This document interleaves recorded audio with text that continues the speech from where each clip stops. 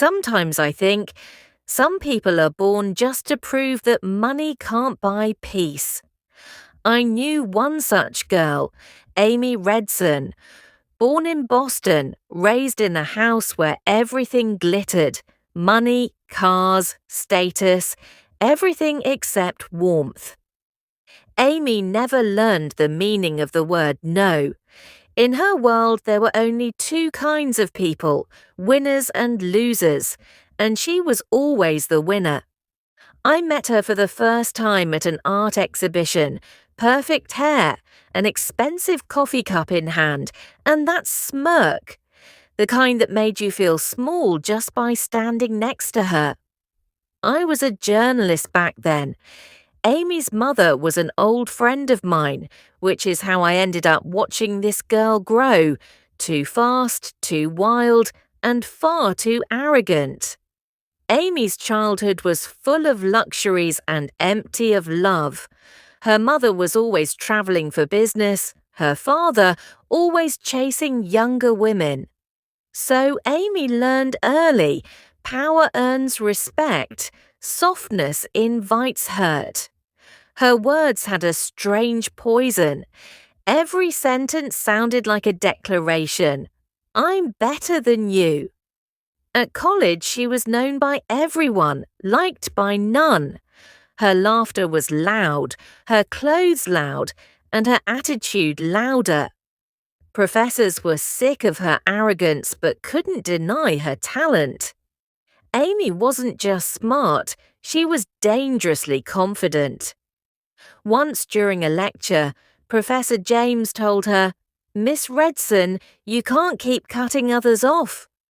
Amy leaned back, smirking. Well, maybe others should start making sense first. The entire room froze. That was Amy, fearless, sharp, and merciless. But the world doesn't bow forever. Sometimes it teaches humility in ways that burn. Her first real fall came during the World Art Award competition, the one she was certain she'd win. She didn't. She came in second, losing by a single point. That night, I saw her outside the gallery. She stood there, mascara running, hands trembling, pretending she didn't care. I said gently, "Sometimes losing teaches us we're human, not gods." She looked at me, laughed coldly. "No, losing teaches nothing. It just shows how unfair this world is." That was the moment I knew. Someday, life would break her, and only then would she truly see. A few months later, Amy moved in with her boyfriend, Dean. Dean wasn't rich, not stylish, not her type, but he had something Amy didn't: peace. He used to tell her, "You're not above people, Amy. You're just lonelier than them." Amy hated that line. One night she snapped, "I don't need you to fix me, Dean. I'm perfectly fine." And Dean walked out, for good. For the first time, Amy's apartment was silent. No texts, no laughter, no plans. Just silence, the kind that makes you see yourself.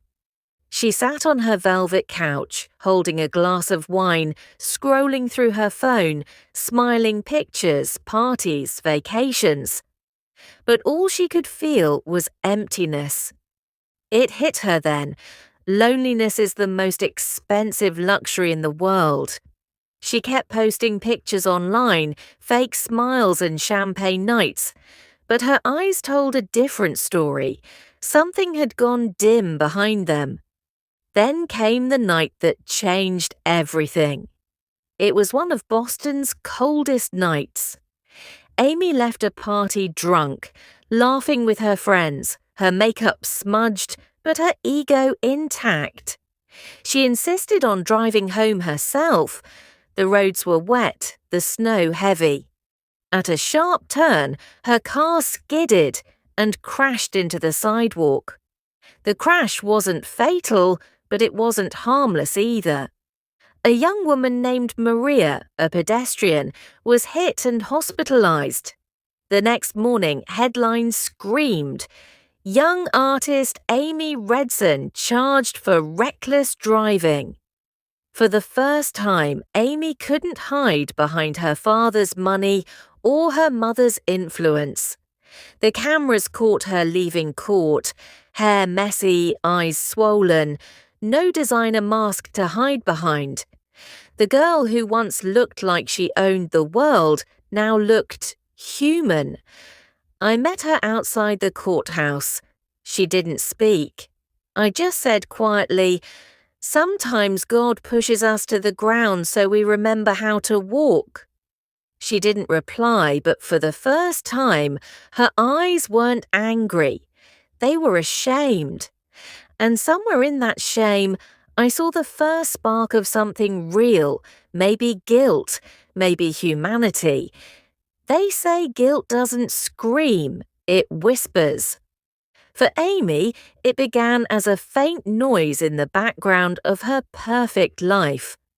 The judge had been merciful, or maybe strategic. Instead of jail time, Amy was sentenced to 6 months of community service at a rehabilitation art centre for trauma survivors. The same centre where Maria, the girl she injured, had been recovering. When I heard that, I thought, poetic justice still exists. The morning she arrived, the sky was grey, matching her mood. She wore a long beige coat, expensive boots, and an expression that said, "I don't belong here." The director of the centre, a calm middle-aged woman named Eleanor, greeted her. "Welcome, Amy. We appreciate your help." Amy smirked faintly. "Help or punishment, whichever word you prefer."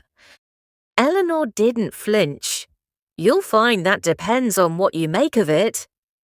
That's how Amy's first day began, not with screaming or punishment, but with brushes, colours and silence.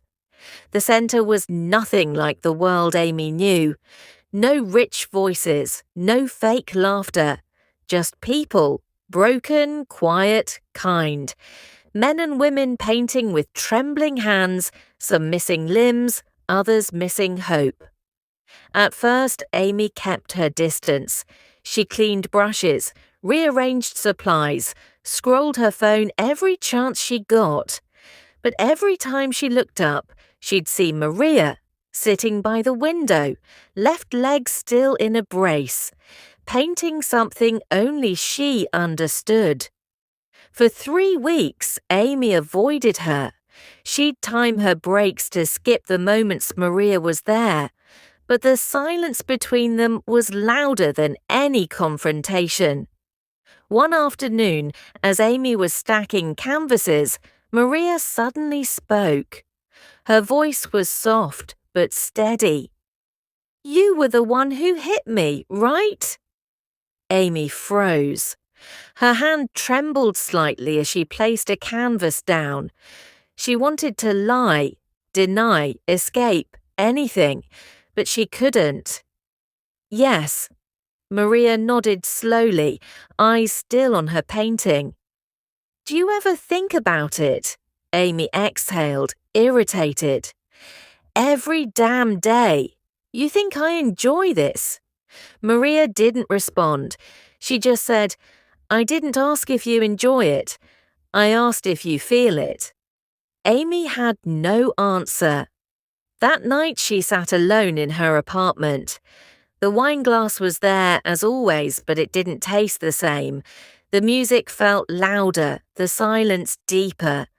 She replayed Maria's words over and over. "Do you feel it?" For the first time, Amy admitted to herself, no, she didn't feel it. She didn't even know how. Weeks passed. Slowly, her arrogance began to peel away, not because someone forced her, but because the people around her were too broken to judge her.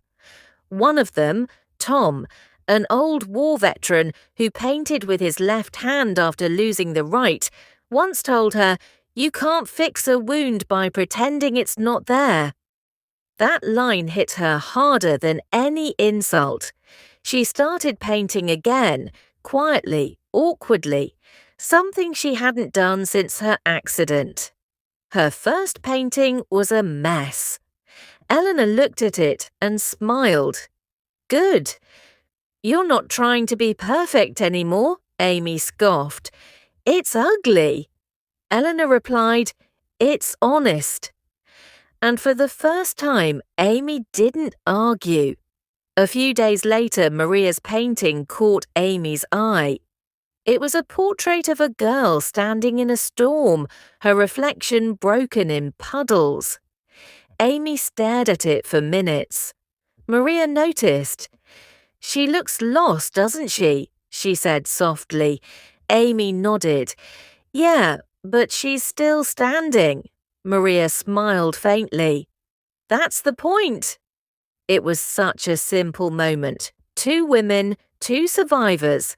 But that day, something shifted in Amy. Not a full transformation, not forgiveness. Just a crack in the wall she'd built around her heart. By the end of the 3rd month, Amy was different in small, almost invisible ways. She said thank you to Eleanor. She listened instead of interrupting. She even stopped wearing her expensive perfume, not because she couldn't, but because she didn't need the armor anymore. Still, guilt doesn't vanish easily. One evening, Amy saw Maria struggling to carry her supplies to the bus stop. Without thinking, she offered a ride. Maria hesitated, then agreed.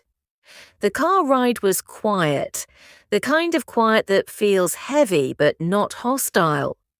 When they reached Maria's apartment, Amy said, "I'm sorry."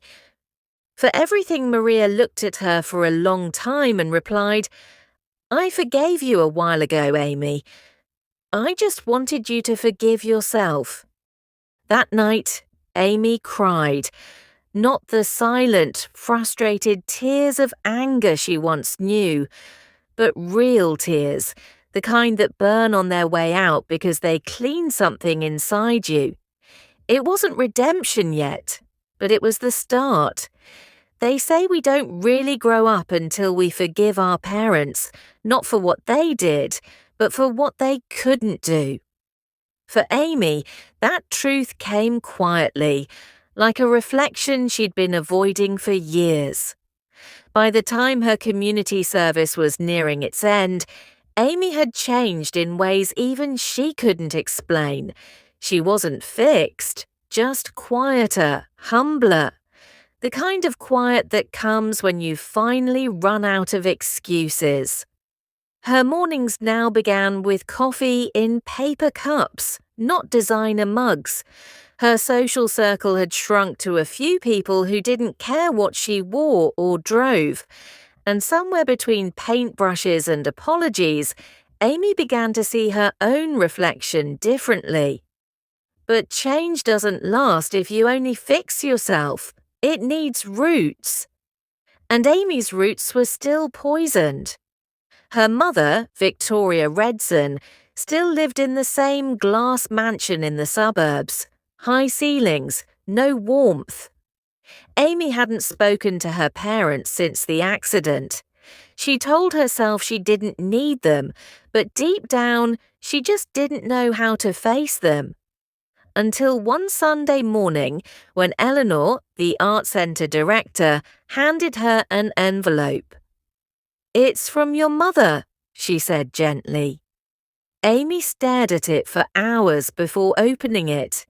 Inside was a single line in Victoria's sharp, businesslike handwriting. Greater than "If you still have my number, use it." Mom. No emotions, no apologies, just a command like always. But something inside Amy told her this was the moment. That evening she drove back to her childhood home, the same house she'd once called a prison. It looked identical. Perfect lawn, perfect walls, perfect emptiness. Her mother opened the door. For the first time, Amy noticed how tired she looked. Not old, just drained. Years of pretending to be unshakable had finally left marks around her eyes. They stood there for a full minute in silence. Then Victoria said, "You cut your hair." Amy replied, "You didn't change at all." It wasn't friendly, but it wasn't war either. They sat in the living room. The same smell of lavender candles, the same portrait of Amy's father on the wall. Her father wasn't home, he rarely was. Victoria spoke first. "I read about the accident." I didn't want to believe it. Amy crossed her arms. "Of course you didn't. I was your trophy. Trophies don't fall." Victoria sighed. "You think I raised you to be arrogant, but I was just trying to keep you from being weak." Amy laughed bitterly. "You succeeded. I became heartless instead." There it was, the first honest thing either of them had said in years. The air between them grew thick. For a moment, Amy thought about leaving, but then she saw something in her mother's eyes. Regret, maybe, the kind she'd never shown before. Victoria said quietly, "You know what I envy about you? You broke, but you're still standing." That one sentence disarmed Amy completely. It was the first time her mother had spoken like a human being, not a brand. Amy whispered, "I didn't survive because I'm strong, Mum. I survived because someone finally looked at me and didn't expect perfection." "Who?" "Maria." Her mother's lips tightened. "The girl from the accident?" "Yes. She forgave me without asking for anything. You never taught me that kind of strength." Victoria looked down, silent for a long time. When she spoke again, her voice was barely there. "I didn't know how." For a woman like Victoria Redson, CEO, Ice Queen, symbol of control, admitting that was bigger than any apology. Amy's throat tightened. She hadn't cried in front of her mother since she was 10, but that night she did. And for once, Victoria didn't tell her to stop. She simply reached out and held her daughter's hand, awkwardly, like someone learning a new language. After a long silence, Amy asked, "Do you think Dad will ever show up?" Victoria smiled faintly. "Probably when it's too late, like always." Amy laughed softly.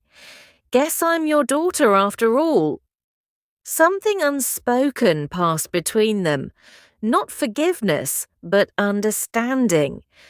And maybe that was better. When Amy left the house that night, the city lights looked different.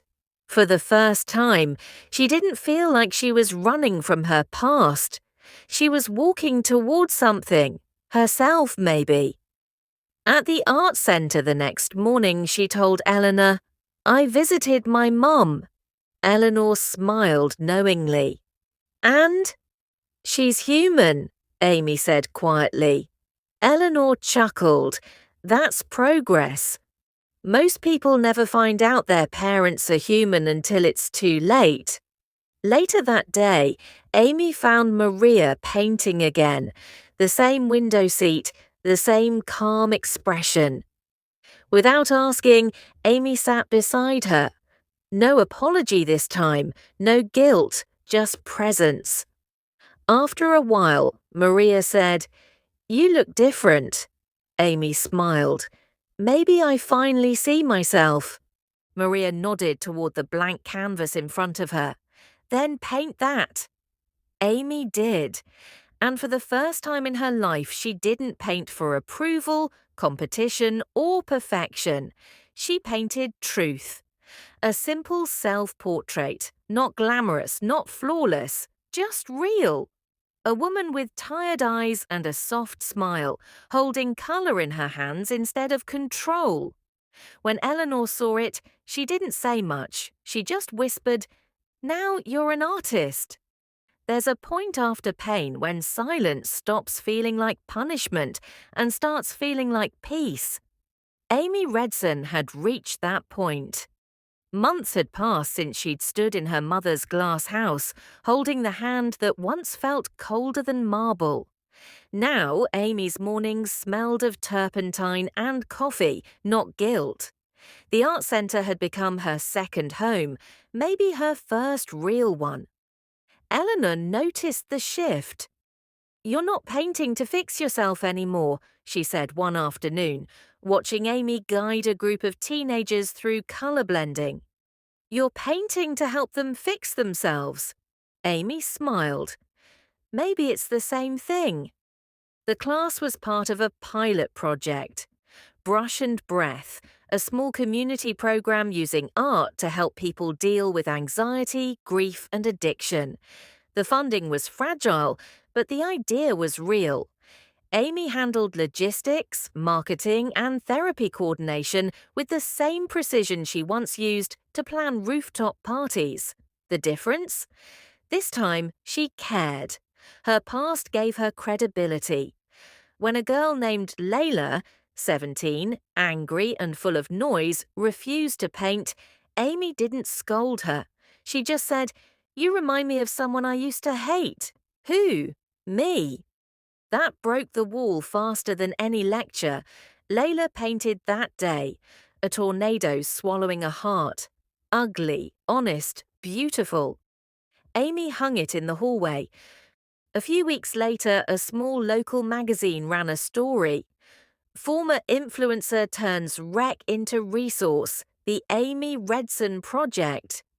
The headline made her cringe, but the attention brought donations, volunteers, and one unexpected visitor, her father.